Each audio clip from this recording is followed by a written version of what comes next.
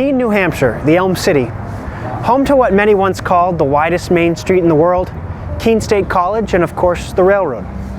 Beginning way back in 1848, Keene was an absolute railroad center, home to a repair shop complex and 3 busy lines: the Cheshire Railroad, the Manchester and Keene, and the Ashuelot Railroad, all of which eventually became controlled and operated by the Boston and Maine Railroad.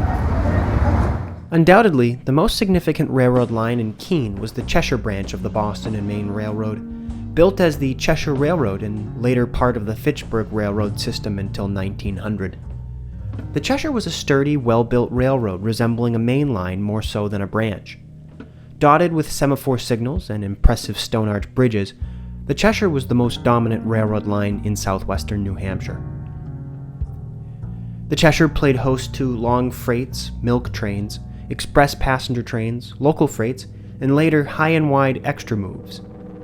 For a lengthy period, the Boston and Maine Streamlined Passenger Unit 6000, commonly known as the Flying Yankee, operated on this line between Boston and White River Junction, although when it did so, it was known as the Cheshire, not the Flying Yankee.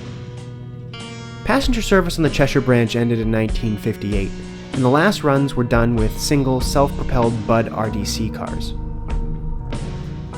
Through freight traffic on the branch dwindled after the Rutland Railroad shut down in 1961, as a good deal of freight was passed to or received from the Rutland and Bellows Falls. The B&M operated a milk train to Boston via the Cheshire until the mid-1960s. Thereafter, the line was utilized mostly by a local freight out of Fitchburg and occasional high and wide extra moves of freight that was too big for the Conn River Line tunnel in Bellows Falls. The Boston and Maine had wanted to abandon their Cheshire branch for quite some time, and about the time that passenger service quit in 1958, they began to study the possibility. However, a brief resurgence of passenger service came from a surprising source. F. Nelson Blount, a millionaire seafood industrialist and famous steam railroading enthusiast, had built up one of the largest private collections of railroad equipment in the world.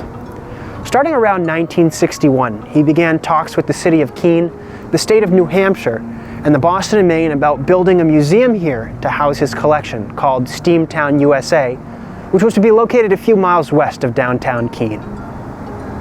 Keene was all over the Steamtown project. There's really never been much in the way of tourist attractions in this part of the state, and initially, the state of New Hampshire got behind it as well, pledging $1 million out of its $9 million recreation budget to constructing the park.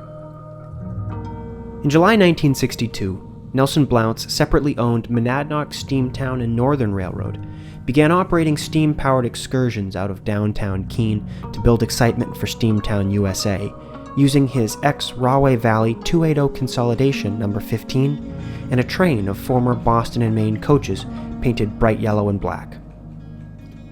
Unfortunately, despite all the excitement and the success of the excursions, the effort was doomed to failure. The state of New Hampshire and Nelson Blount both realized that they had to own the tracks they were operating on for long-term success, and had been talking with the Boston and Maine about purchasing the section of the Cheshire branch between Keene and North Walpole. The B&M agreed verbally, but due to fears about having to relocate their milk train and local freights, dragged their feet on drawing up a sale agreement. By the time the ink had dried, but before anybody could agree, state elections in November 1962 saw most of the supporters of the Steamtown project leave office. The new government under Governor John King voted to kill the project in early 1963, and Blount retreated to North Walpole, opening Steamtown there in 1963, before relocating to Bellows Falls, Vermont in 1964. Keene's mayor Robert Mallet Jr., a major supporter of the project at the time, later lamented that New Hampshire's failure to capitalize and build a grand museum in the area was one of the state's worst mistakes.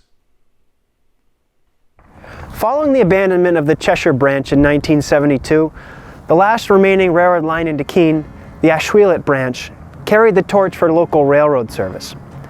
The Boston and Maine operated a freight into the city from Brattleboro, serving a number of customers and paper mills along the way in places like Hinsdale and Winchester. Keene itself had a healthy base of customers, including Wetteroff Foods, Cheshire Oil, feed stores, and Chabot Coal and Oil, whose old coal silo can be seen behind me. Things were busy enough in Keene that a switcher locomotive and a crew was based here to handle the local switching. They often used an Alco S-Series diesel or an EMD SW1. In 1978, the Green Mountain Railroad approached the Boston and Maine about taking over switching operations in Keene, to which the B&M agreed, at first leasing B&M locomotives to Green Mountain crews. The Green Mountain later brought their own engine into Keene. In 1981, the Boston and Maine worked with the Green Mountain to take over the entire Ashuelot branch from Brattleboro, and this commenced in 1982. After operating the branch into Keene for less than a year, the Green Mountain pulled out of the city, serving the branch as far north as Pisky and Winchester. Green Mountain operations on the Ashuelot branch concluded in 1983, and the Boston and Maine, at that point run by Guilford Transportation, removed the rails in Keene and up from Brattleboro in 1984.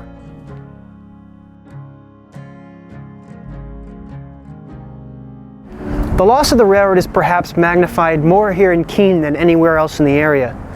What was once a busy three-railroad town with a shop complex, bustling freight yards, and a busy passenger station hasn't seen a single train in almost 40 years. Having gone to college here and being so enamored with railroads, it was always a strange feeling to know this city as I did. It always felt like something was very much missing. But the people of Keene have not forgotten about the railroad and perhaps never will, thanks to active memory, fervent documentation, and physical reminders like this wall mural.